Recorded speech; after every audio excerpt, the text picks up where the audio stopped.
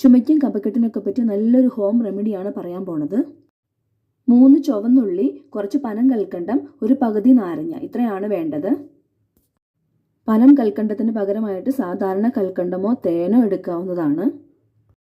എടുത്തു വെച്ച ചെറിയുള്ളി വളരെ ചെറിയ കഷ്ണങ്ങളായിട്ട് അരിഞ്ഞൊരു പാത്രത്തിലോട്ട് ഇട്ട് കൊടുത്തിട്ടുണ്ട്.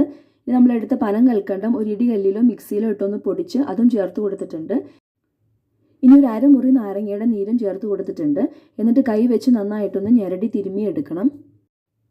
ഞെരടി തിരുമ്മിയെടുത്തിട്ട് കുറച്ച് നേരം റെസ്റ്റ് ചെയ്യാനായിട്ട് വെക്കണം. അപ്പോൾ ഇതുപോലെ ഉള്ളിയിൽ നിന്നെല്ലാം നീരിറങ്ങി വരും. ആ നീര് കുടിക്കുകയോ അല്ലെങ്കിൽ ആ ഉള്ളിയോട് കൂടി തന്നെ കഴിക്കുകയോ ചെയ്യാം.